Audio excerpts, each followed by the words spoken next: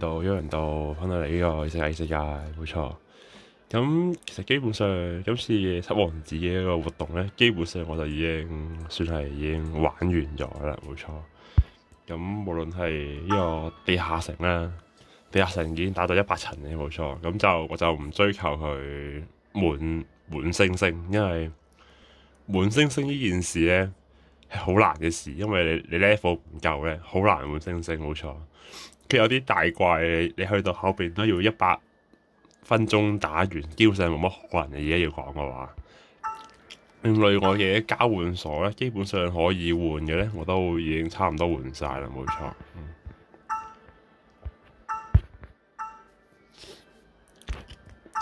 係啦，有啲就未換晒，但係基本上要換嘅都換晒。要講嘅話，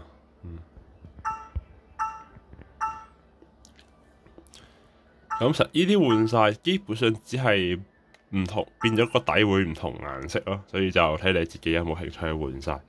就算你呢度換晒都好咧，你呢度啲人偶咧都係唔會齊另外嘅形態，因為佢只有 A、B 型喺度嘅。如果係真係呢度喺度換嘅話，只有 A、B， 另外嘅仲未砌滿嘅，所以你仲要去課金買嘅。一般嚟講嘅話，你望到呢度咧，只有金色嘅狀況，所以你係未滿嘅。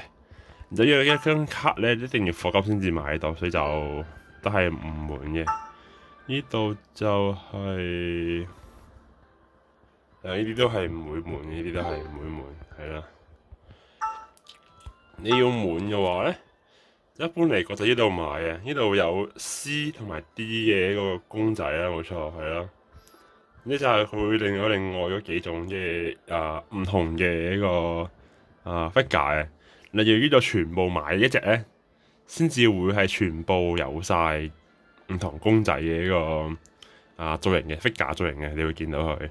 所以你要有佢全部嗰個造型咧，而去拎到嗰個彩色獎牌咧，就要課金嘅，一定要係有上嘅。所以就你要去買嘅話，另外啲卡咧都係要有上嘅。除咗本家可以用3000石去買之外咧，其他都要課金嘅，冇錯。咁呢啲就唔買住啦，呢啲對我嚟講影響唔大，因為係咯。好，咁今日咧就講下啦。咁之前佢增加咗呢次活動增加嘅競技場啦，就係一個佔點嘅遊戲啦，冇錯，即係每2個人去搶5個點啦，咁樣。呢5個點咧就你話難唔難搶咧？基本上就有好影響，好受到呢個叫戰力嘅影響啦。因為你每個玩家，你個 level 咧，你個隊伍 level 咧都會唔同啊嘛，隊伍 level 都會唔同，係啦，然之後咧，你隊伍 level 唔同咧，都會影響呢啲加護同埋啲嘅人咧都有啲唔同嘅。雖然佢有限制啦，佢有限咗係呢個要去到2咧嘅轉身技先可以用啦。咁就之後4咧、6咧嗰啲都唔俾用嘅，咁樣去玩。雖然係咁樣咧，係可以壓制到一啲可能新嚟嘅玩家，同埋玩咗好耐嘅玩家，佢有啲轉身技已經係有差距啦，已經係即係可能你用6咧同埋2咧嘅人咧嘅差係差超遠嘅，佢哋係。所以佢咁樣有限制係用2咧去用咧係好嘅，係。但係9號之後咧就可以用4咧啦，冇錯，即係今個星期3就可以解放用4咧嘅人嘅，冇錯。咁之後可能會有更加大嘅差距都唔定啦，冇錯。但係其實2咧都好勁嘅，2咧啲技能都好勁，所以唔一定用2咧就快嘅，冇錯，係啦。咁呢個咧就建議咧每個人都要打嘅，每日都要打到300分到拎個碎片就基礎啦，咁樣拎滿佢都可以，拎滿佢就拎錢嘅，真係冇錯。咁我都覺得呢啲就睇點樣啦，就上場我要全力去打嘅，所以就輸定唔輸咧，都睇對面勁唔勁啦，冇錯，係啦。即係有時候有啲人見到對手太勁咧，會自己會離開，自己中離直接中離打下場會快啲咁樣，係咯。咁我就唔會嘅，我就會盡量打完佢嘅，因為基本上你控制好嘅話咧，有都有機會下黑上，所以我就唔會咁輕易就走，就唔睇住呢個就。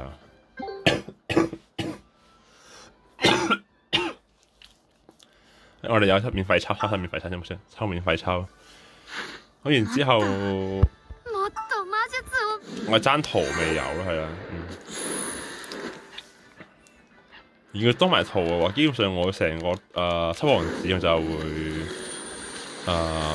用晒嘅，係咯，但係就冇所謂啊，隨便啦呢啲。我都講過，應該係會有機會出嚟嘅，每一個作品都會出翻嚟，再有下一彈咁樣係啦。所以就今次唔中就冇乜所謂，應該係啦。咁我哋同大家講下先，我係將呢個。我叫咩啊？我叫記憶點，即係我哋主線已經全部打完啦，冇錯。聽到全部打完，好似已經玩完咗咁樣，就係咪真嘅咧？咁其實同你講唔係，即係我唔知有冇人玩完晒第一輪啦，我唔知道啦。如果係有人玩完第一輪嘅話咧，就會知道原來我哋第一開始見到嘅呢個。幾點轉身嘅次數呢？而係 normal 冇錯，係基本普通嘅關卡。你打完第一輪之後，全部開晒啦，就會同你講，你要唔要再重新轉身多一次去更加難嘅世界度？冇錯，即係而家呢個狀況呢，係重新你所有嘅神器要重新攞一次，你嘅一啲副本要重新開一次，冇錯，咁你可以望下嘅，你會望到咧？呢度都全部都有晒啦。然之後下邊咧有個新嘅，叫咩異世界嗰個貨車嘅模型啦，冇錯，就可以送你去異世界咁樣，送你異世界嘅嗰個車啦，冇錯。你就會見到有啲神器咧會有所謂嘅叫第一啊、第二咁樣啦，咁就係重新攞第二次咁樣，有唔同嘅啲解釋啊，同埋啲故事咁樣啦，冇錯。最多係有第五次嘅係，即係你同一個關卡咧，你要玩5次，冇錯，係啦。基本5次咧，基本5次，我先咁講嘅話，基本5次。然之後點解基本5次？因為有啲關係，一個關入邊有幾個分支啊嘛，可能分支成四五個有4-5個嗰啲 boss 咁樣，你要去分開去打咁樣，逐個去打得幾次咁樣，係咯。所以佢同一個關卡，至少你要玩5次先，至少你要玩5次，因為佢有唔同嘅難度俾你玩。然之後咧就重新開過啦，呢啲重新開過啦。咁而家佢有個難度咧，而家困難咧係佢會指定一個職業。一定要用佢，唔用佢嘅話入唔到場。然之後咧，佢會增加怪嘅啲攻擊力啊，同埋血量嘅，即係傷害變高咗啦，同埋血量難打，血量多咗難打咗咁樣嘅。所以就你話佢好唔好咧？我覺得 OK 嘅，但係算啦。啲機人好似唔 level 2嘅，即最高可以 level 5啦，冇錯係。咁強化佢嘅數值啦，同埋效果啦咁樣嘅。咁同樣啦。呢度啲解法咧，同第一輪係一樣樣嘅，你就要拎神器去解佢。咁我就會逐個嚟啦，冇錯，逐個打啦咁樣嘅。咁盡量就唔好跳嚟跳去咯。我建議玩呢個幾點嘅話，就係真係你而家要開嘅話，你開完之後就要打完佢，即係打完佢就係。100趴又好，唔100趴又好，只要通關就可以啦。因為如果你通關完咗之後咧，你完全部116個通關咧，因為每一個難度都係同樣嘅數量嚟嘅，唔會改變增加其他職業落去嘅，唔會嘅。所以佢每次都係輪迴疊加呢個116個幾點嘅次數落去。你就會可以望到佢嘅次數最高可以到580嘅次數啦，咁樣嘅，就可以去到加勁多筆符咁樣係啦。叫得係來回都係加血量、加傷害、加回復量、加啲係啦，十上下都係啦，冇錯。咁之後咧就呢度有個叫幾點嘅嘢啦咁樣嘅，咁就係 normal 咧，你只要打完一次成個呢個難度嘅幾點嘅話咧，就會成咁樣嘅。咁樣嘅狀況下咧，你可以唔使再嚟一個轉身嘅點數啦，你直接暗嗰個地方就去嗰個副本嘅，就會去嗰個副本。然之後咧，呢度啲副本咧，你就可以直接去用翻你所有轉身技喺所有轉身技嘅效果。當然係唔包副嗰個咩叫被動效果，被動效果喺度係依然冇嘅，被動效果係因為你做呢個咧就同你出邊嘅牌一樣嘅，所以你係只有主動嘅效果，即係2、4、6啦咁樣嘅效果啦，你唔會有呢個另外嗰啲所謂嘅3、3、5嘅效果係冇嘅，1、3、5嘅效果係冇嘅，1、3、5係被動效果啊嘛，所以係唔會有嘅。所以佢嘅編排咧都係依然係唔會識到被動效果咯，所以就係差啲係。但係你可以用翻你揀嘅主動技能去做，係啦。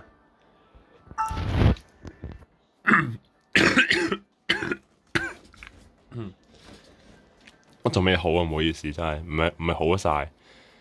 呢個咧就基本上可以去打，但係可以去打下嘅。咁就呢度打呢度可能有啲長時間，我就唔打啦。咁就係同打主線嗰啲同個活動主線差唔多啦，係啦，呢邊就係變咗係你要鎖定一個職業啦咁樣。一般嚟講就係你會望到佢個轉身技係放乜嘢職業嘅，就會鎖咩職業嘅，就會鎖呢個刺客啦咁樣嘅。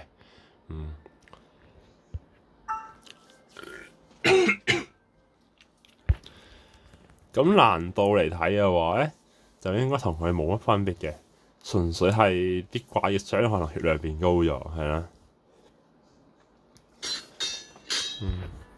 咁故事都一樣樣，所以就可以唔睇啦，冇錯，係啦。故事嘅走向咧，完全一樣樣嘅，所以就冇任何特別嘅變化，係啦，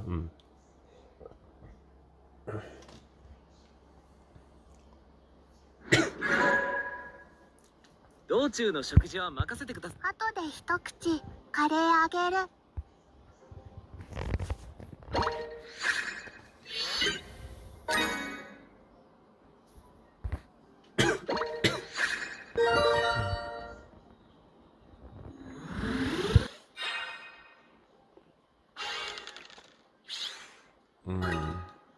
都係過唔上去係啊，上到去可以鑑定。16呢啲超麻煩，你掣打得唔好嘅話咧，出唔到嚟啊會係啊，出唔到嚟。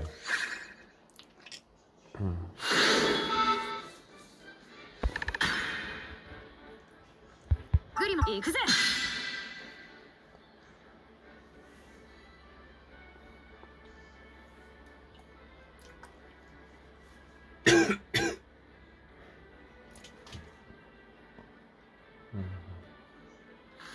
軽く揉んでやる。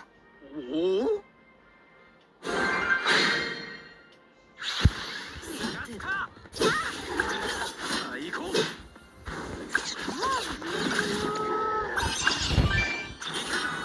よし。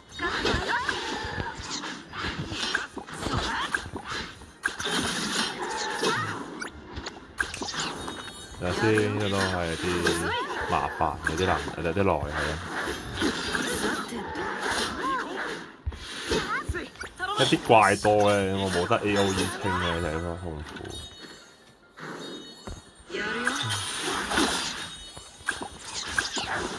即係一開始我以為我打完嗰一輪係已經係完 game，已經係已經係破完成個遊戲，可以係廢住過。結果唔係我太膚淺。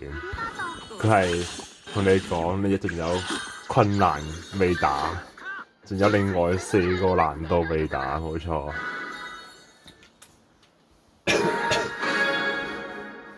即係望住我都呆咗，哇！原來呢個關唔係一般嘅關，原來之前我打完咁痛苦嘅關卡，只係基本係啦，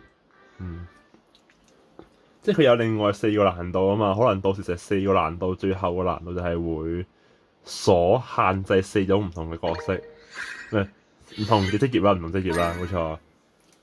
所以有啲關咧係唔可以用呢個盜賊團嘅首領去磨死佢，磨死對面，冇錯。所以係啲危險啊，係。可惡！仲要1點，超飛走已經應該幾飛走先做到。上11係可以，之後真係好誇張。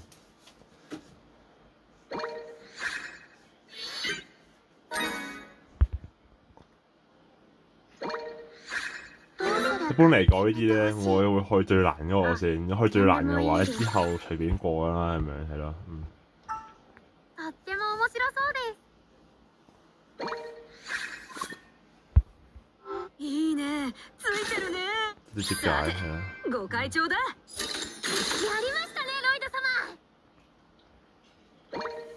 咁就基本上係咯，應該之後最後一個難度應該係會鎖4種唔同嘅職業，然之後限制你唔俾你用呢個即係 game 唯一外掛嘅盜賊團團長去過關係啦。因為有好多關你可以靠盜賊團團長嗰啲人身去無限去磨怪，磨啲怪死為止係啦。你冇路做唔到呢件事，你冇路佢潛影解除嗰一刻咧，會俾人打到。之後佢嘅攻擊陣越近佢嚟攻擊咧，所以基本上佢嘅迴避程度超慢。因為佢潛影嗰一刻同埋解除潛影嗰一刻咧，係有空檔嘅時候俾人哋追擊到嘅，冇錯係。所以就基本上係冇咁好用。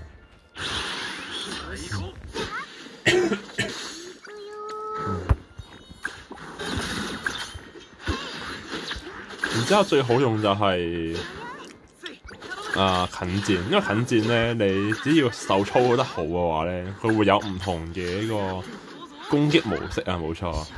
特別腐爛咁樣咧，你會控制佢嘅話咧，佢會遠距離嘅話咧，距離夠遠嘅話就會有一個突刺效果，係啦，即係佢就會可以去衝對面嘅對手，係啦。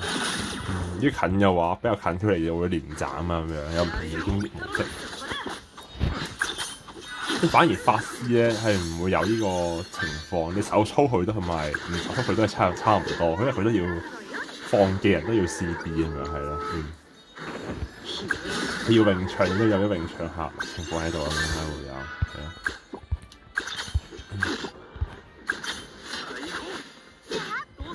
然之後刺客雖然攻擊傷害會好高嘅，但係佢嘅機傷好低，所以都一般嚟講都比唔上啲法師啊，一炮打成5000傷害咁樣係啦。所以你預咗要用呢個高測去磨過關咧，你就要預咗係要做呢個嗰啲叫乜嘢啊？要做嗰啲磨通宵磨好耐嘅人係啦。我試過玩一關磨半日係啦。好似打啲最後嗰啲關卡碌你嗰啲咩勇者啊、魔王嗰啲咧。嗰啲有好多怪，有好多關要打，然之後咧你就要好難打贏，你只能靠一個盜賊團團長去慢慢磨，係啦。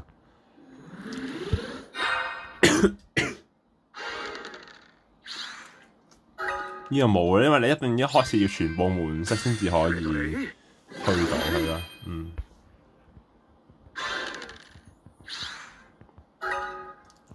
即係全部都要20啊，全部都要20先可以去到啊！唔係嘅話，基本上你就會冇機會拎到嗰個嘢，呢個超難去嘅啦，呢真係超難去。因為要你全部3次識咧都要去滿20。呢一關真係超誇張，呢一關真係超難玩。佢已經唔係話嗰啲叫乜嘢啊？已經唔係話你帶唔帶幾人過去玩啊？已經係你基本上帶幾人去玩，識仔運差啲咧，你都係冇機會去上到去，係啦。い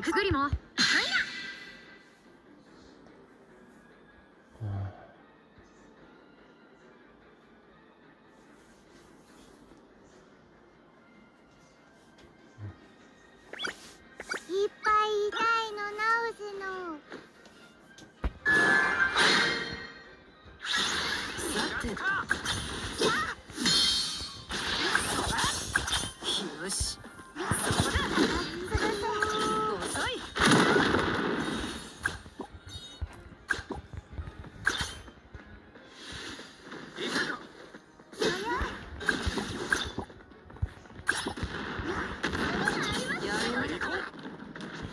我只要拎多一粒能量嘅話咧，我就可以用落呢得射爆翼嘅。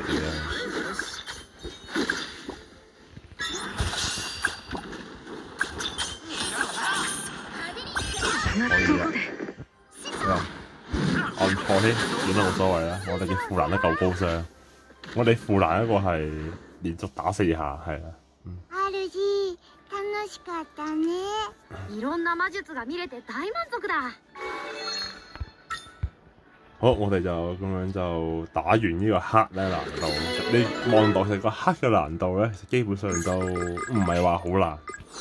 係，但係你要重新將所有嘢打一次咯，就係咁樣咯，就係超麻煩。你所有嘢打一次就係重點，但係佢都係會有石螺嘅，都係會有石螺嘅，係啦，所以你當佢100%就係拎石頭拎滿石頭佢啦，冇錯。如果你唔想拎滿佢嘅話，都可以隨便啦，冇錯。打唔打滿應該都冇乜所謂，100%係嘛？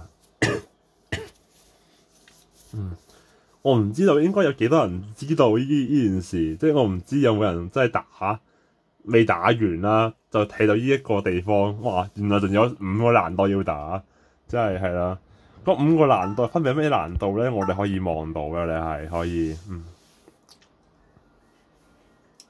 我哋只要去加護片度咧，就會望到難度嘅一個呈現，係啦。即係我唔知道有冇人已經打完咗呢個5個難度所有關卡，我唔知道啦，冇錯。但係應該冇咁誇張吧？應該冇。我哋呢個最基本嘅啦，嚟睇下啦，冇錯。嗱，我見到最基本嘅咧係 normal 普通啦，然之後佢係黑啦，就係一個困難啦，然之後係 hell 啊地獄啦，冇錯，然之後係 Nightmare 啦，冇錯，因為噩夢模式啦，冇錯，夢魘模式啦，然之後係國啊，即係所謂嘅神啦，神嘅模式啦，冇錯，神難度，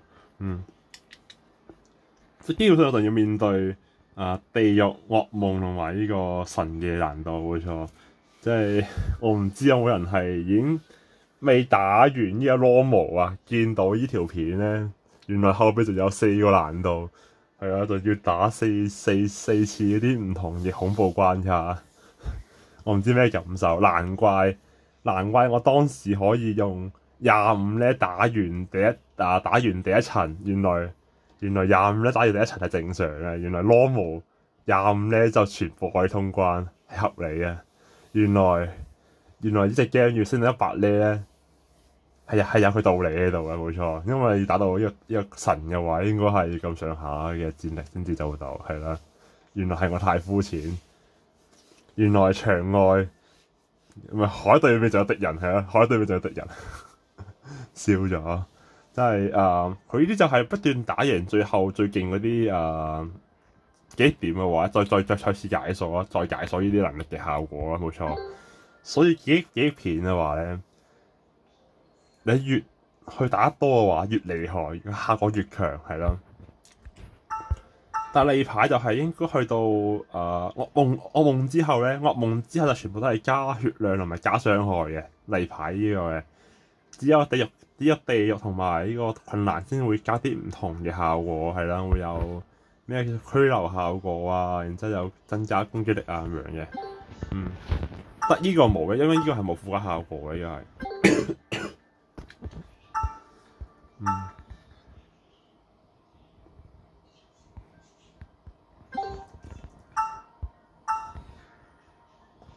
係。但係呢啲效果咧，一定要你去裝上去先至有用處。你唔裝上去嘅話咧，都係冇乜用處。所以就見仁見智啦，自己覺得邊一個啱自己用嘅，就可以先去砌滿佢啦。冇錯，砌滿佢。好啦，都咁上下。呢個就係我今日無意間打完咗最後一個嗰啲關卡，然之後發現咗原來係我太膚淺，仲要有排打。仲要有排打，冇錯。好，我哋去俾大家望下其他嘢先。即係我 normal 咧，其實算係一開始就已經差唔多全部打到100% 㗎啦，所以就剩翻低個6個咧。剩翻嗰6個，我係純粹係太過難打，所以我就純粹係放住先唔打住，係啦，純粹放住先唔打住。咁太難打，我係會用券去打過去嘅，因為有時候真係唔想再重新去刷過啦。即係你見到我用盜刷係逐個磨咧，我係會磨得想死嘅，係啦，所以你每次打完一輪圈嘅話啦，我建議就係你開完之後點都打完佢，無論你係咪完全解放佢嗰個一點都好咧，即係可能未完成未100% 嘅話咧，都照打完佢先，因為通咗關之後，你就可以利用呢個方式無視嗰啲所謂嘅住身點嘅情況下，你去直接開個關嚟打，仲可以利用翻唔同一個住身技能去打過去咁樣。即係我唔知道佢啲困難嗰啲有冇限制，就有啲限制你啲咩職業去打個關咁樣。如果有嘅話，就應該幾麻煩下，冇錯，係啦。只能講一隻 game 嘅石頭量都幾多下嘅，要睇落去嘅話，係啦。你打5次同一個關卡係啦，打5次係啦。我打一次嘅量都已經有3萬石啦，已經係啦。咁當佢有15萬石頭喺度咯，15萬石頭喺度，係啦。當佢15萬石頭喺度，你就可以挖掘呢隻 game， 係啦，冇錯，係啦。咁就其他先算啦。咁之後咧，剩翻第7彈、第8彈、第9彈咧，鑑定技能呢個感覺上除咗男主出咗嚟之後，佢已經係囤積啊嘛，囤積嚟啊嘛，佢入邊會已經包咗利茲喺度啦，利茲即係所謂嘅我哋嘅死神係啦，死神即係旁邊嗰個死神啦咁樣。咁如果佢出嚟嗰時候會另外就有一個利茲係分開嘅話咧，就應該就會係近戰嚟嘅。我哋嗰個死神嘅話就係應該近戰嚟，應該會近戰傷害職業咁樣。另外可能出嘅就係夏洛特啦，夏洛特係啦，夏洛特就會出即係大法師啦，法師類嘅應該係。呢3隻咧係最有機會出嚟嘅，要講嘅話，最有機會出嚟嘅一個角色啦，要講嘅話。因為其他咧望落去咧都唔多係可以係唔多可以係出嚟嘅。例如話呢個羅塞爾。12歲僆仔呢個就係用腦嗰個僆仔咧，就基本上咧應該出嚟咧都唔知乜職業好啲嘢，要講嘅話，好似冇乜傷害就做咗出嚟，係咯。然之後就我哋嘅女主真女主，即係我哋嘅一個男主嘅老婆啦，冇錯。咁應該都係唔會出嚟嘅，應該都係唔會出嚟嘅，應該係。有 Mileyu 咧 ，Mileyu 就應該有機會嘅，但係 Mileyu 就乜職業就唔清楚啦，即係職業嚟睇嘅話。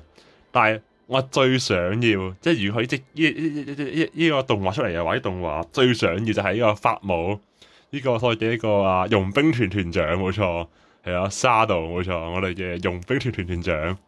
即係如果佢呢個作品出嚟嘅話，我最想佢整出嚟嘅就係呢隻法姆，呢個傭兵團團長，冇錯。因為佢係刺客，冇錯，佢一定係刺客，冇錯。即使佢可以整出嚟嘅話咧，我真係好期待有個更加勁嘅刺客出嚟，更加勁嘅刺客，冇錯。我唔係話你冇路費，你冇路嗰個效果太過一半，因為佢係近距離傷害咧，仲要佢潛影嗰下咧會俾人追到咧，所以係基本上係有啲唔好用係啦。即係我好好奇有冇更加多嘅刺客啊，可能係啲咩debuff嗰啲人出嚟咁樣係啦。即係因為我哋有長期有兩個職業咧，長期冇任何新嘅職業出嚟，新人出嚟嘅，冇錯係啦。叔嘅話咧，就應該係會有舅媽啦，冇錯，即係有 Elf 同埋冰精靈同埋呢個人類嘅啦勇者奶媽，冇錯係啦，即係基本上就係可能舅媽1號係近戰，然之後舅媽2號冰精靈嘅話，可能係法師啦，可能係近戰都唔定。另外第3個舅媽係勇者舅媽，嗰個就係應該可能係奶媽咁樣。可能呢度會出4隻角色啦，4隻角色啦，即係3個舅媽，一個叔叔啦，要講嘅話係啦。然之後轉身成為劍嘅話咧，我感覺上就應該真係冇任何人可以入嚟咯。要講嘅話，真係我完全冇印象可以有乜嘅角色可以入嚟做第2個俾你抽嘅角色，完全冇印象。即係我只能講轉身劍入邊嘅話，只有工匠係比較有印象之外，嗰個人有印象之外，其他都係路人角色嚟嘅，其他都係路人角色嘅狀況係咯，其他都係路人嚟嘅喎，係咯。咁所以我好好奇佢會出乜嘢角色出嚟係咯。嗱，女神嘅話應該係唔會有噶啦，應該係唔會出嚟噶啦。咁就一般嚟講，就可能係咯，可能只能係其他嘅拍檔。但係佢如果出動畫嘅話，出動畫嘅範疇嘅話，第一季佢都係仍然係單拖自己一個去打嘅。要講嘅話，自己一個去打係啦。所以應該嚟講咧，芙蘭呢個作品咧，應該只有芙蘭一個人，應該嘅話係啦。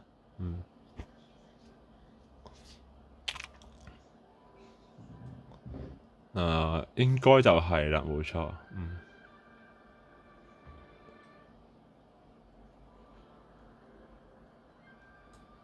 係咯。所以就應該芙蘭呢個作品只有芙蘭可以抽，應該只有芙蘭可以抽吧，應該係咯。